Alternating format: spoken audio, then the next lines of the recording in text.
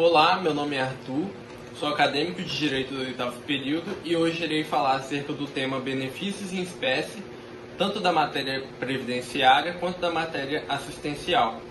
Dentro dos benefícios previdenciários, dividiremos em dois grupos: o benefícios ao segurado, que é aquele que contribui diretamente com a previdência, e os benefícios ao dependente, que é aquele que não contribui diretamente com a previdência, mas tem o direito ao benefício em razão de uma dependência econômica ou familiar com o segurado. Também temos os benefícios que são dados tanto ao segurado quanto ao dependente. Todos esses benefícios estão estipulados no artigo 18 da Lei 8.213 de 91. Já os benefícios assistenciais estão dispostos na Lei 8.742 de 93 e em alguns outros dispositivos posteriores. Os beneficiários, nesse caso, não precisam contribuir com a Previdência Social, pois o Estado quem irá arcar com esses encargos. Passando de fato para a análise de cada benefício, vamos falar primeiro dos benefícios do segurado, conforme o disposto na Lei de 91.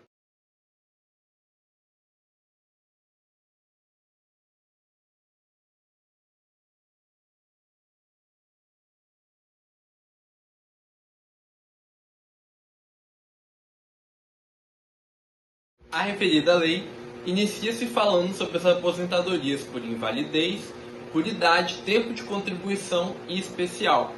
O primeiro benefício mencionado pela lei é a aposentadoria por invalidez, que é concedida ao segurado do INSS, que após a avaliação médica for considerado permanentemente incapaz para o trabalho e sem a possibilidade de reabilitação em outra função.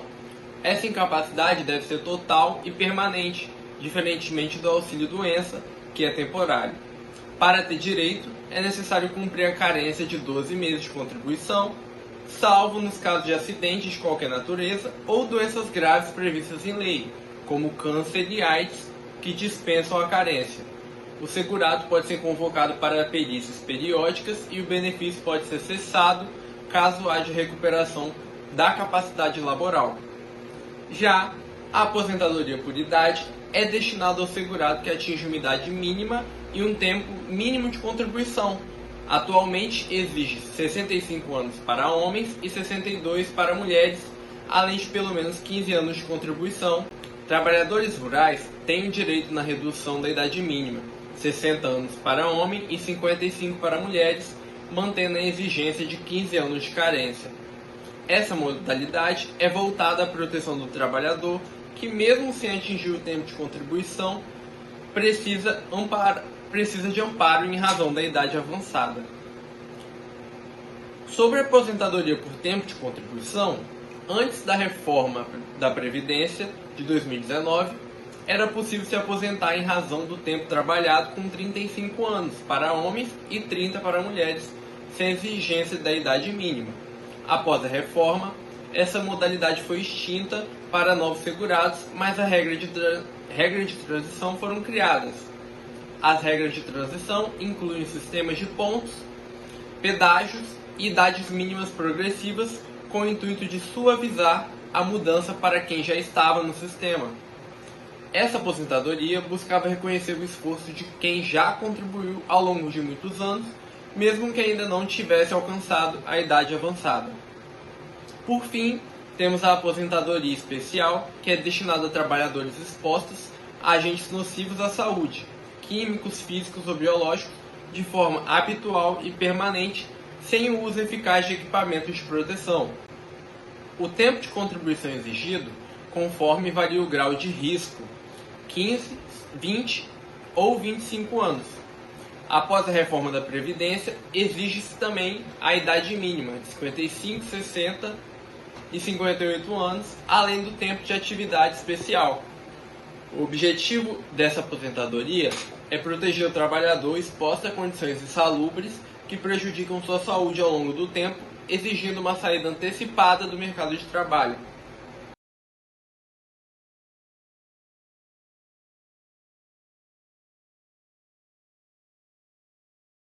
Após a aposentadorias, partimos para os benefícios previdenciários que buscam auxiliar o trabalhador nas eventuais questões que atingem sua capacidade laborativa. O primeiro deles é o auxílio-doença, que é concedido ao segurado temporariamente incapaz de exercer suas atividades laborais por motivo de doença ou acidente. É necessário que essa incapacidade seja comprovada por perícia médica do INSS. Para ter o direito ao benefício, o segurado deve ter cumprido 12 contribuições mensais, exceto em caso de acidente ou doenças graves previstas em lei, como câncer e tuberculose ativa. O pagamento começa a partir do dia 16 do afastamento, no caso de segurados empregados, sendo os 15 primeiros pagos pelo empregador. Para os demais, o pagamento é feito desde o início da incapacidade. Esse benefício busca garantir renda ao trabalhador impossibilitado de atuar sem previsão ao retorno do trabalho. O salário família é um benefício pago ao trabalhador de baixa renda que possui filhos menores de 14 anos ou inválidos de qualquer idade, mesmo que adotados ou enteados, desde que comprovada a dependência.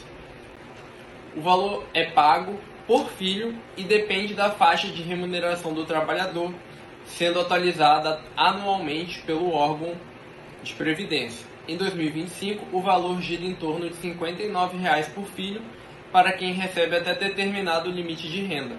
Esse benefício é acumulado com outros, como auxílio-doença e aposentadoria por invalidez, desde que a renda do beneficiário se mantenha dentro dos limites legais. Também temos salário maternidade, que é devida assegurada em caso de parto, adoção, guarda judicial para fins de adoção, natimorto ou aborto não criminoso. O período de pagamento é, via de regra, de 120 dias.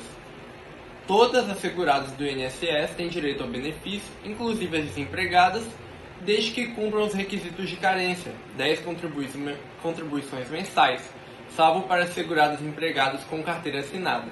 Esse benefício visa garantir a proteção à maternidade e direitos da criança, permitindo que a mãe tenha um período de afastamento remunerado para cuidados iniciais. Por fim, o auxílio-acidente, que é um benefício de natureza indenizatória concedido ao segurado, que após sofrer um acidente de qualquer natureza, apresenta sequelas permanentes ou temporárias que reduzem a capacidade laboral. Ele é pago mesmo que o segurado continue trabalhando, pois visa compensar a limitação funcional provocada pelo acidente. Esse benefício busca reparar o prejuízo da capacidade de trabalho.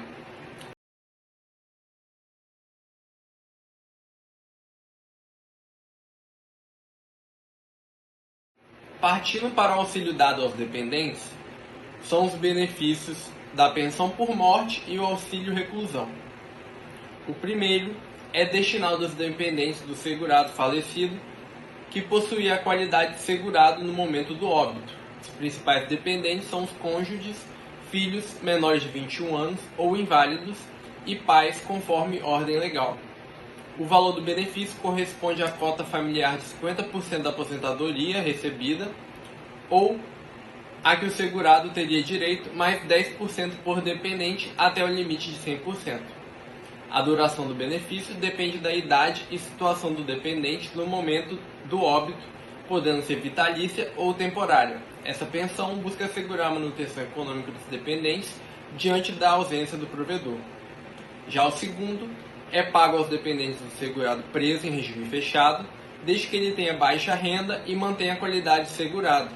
É necessário comprovar a condição do dependente e que o segurado esteja efetivamente recolhido à prisão, além de não estar recebendo salário ou outro benefício do INSS.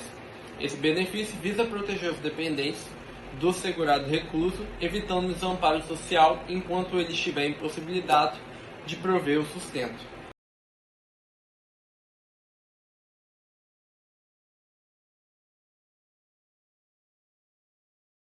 Finalizando essa parte dos benefícios previdenciários, temos aqueles que são dados tanto aos segurados quanto aos dependentes.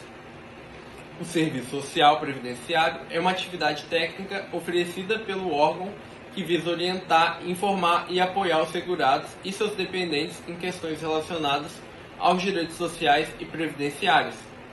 Ele pode ser acessado tanto pelos postos do INSS presencialmente ou pelo meio remoto, e tem como foco de atendimento humanizado, especialmente para os mais vulneráveis. A reabilitação profissional é um serviço oferecido pelo INSS aos segurados incapacitados parcial ou totalmente para o trabalho habitual, com o objetivo de reinseri-los no mercado de trabalho. Ele pode incluir cursos de capacitação, adaptação de funções, acompanhamento psicológico e social, fornecimento de próteses e outros meios auxiliares.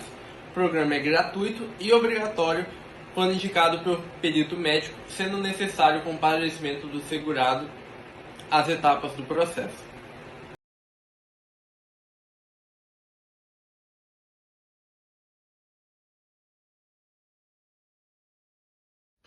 A Previdência e a Assistência Social representam dois pilares fundamentais da Seguridade Social no Brasil, assegurada pela Constituição de 88.